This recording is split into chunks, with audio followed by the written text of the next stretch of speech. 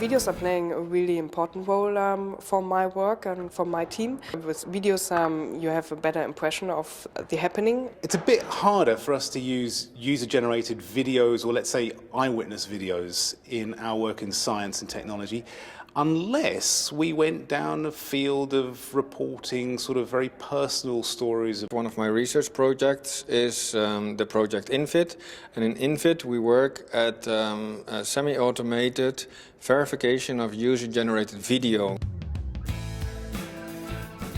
One of the youngest examples was last week, the breaking news in Brussels, because there was no reporter at first at the happening at the airport or at the metro station, so we were looking for pictures and especially videos. Perhaps videos, say, from gas attack in a war zone, where we could see news intersecting with what we do in science and technology, when we have to explain what is sarin.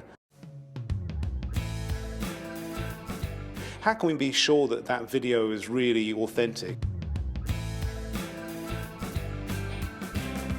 It's not a criticism, but everybody can now upload stuff, and just as it is when you walk down the street or drive a car down the street, there are good drivers and bad drivers, and there are good people and bad people on the internet. Social networks tend to take all metadata of the content that we find in these social networks. So Twitter takes off metadata of all the content that people upload in Twitter, which of course makes it more difficult for us to actually find when was the picture taken and by whom and with what device. One of the major challenges is definitely the verification of the content, because we have a lot of manipulated content going viral. People are tweeting content that's not true, and people are sharing that because it's really easy to click on retweet or share. Well, for video it's even more difficult, because for images and tweets by now there are a lot of tools out there that we can use. For videos, there's actually only one tool at the moment that's specifically for video verification. That is Amnesty's YouTube data viewer. It's a really big challenge, and I don't know that I've really, for myself, got it straight in my head, because there are so many questions you have to ask that we should be asking anyway in journalism. But I think it's even more important here because of the speed and power of images.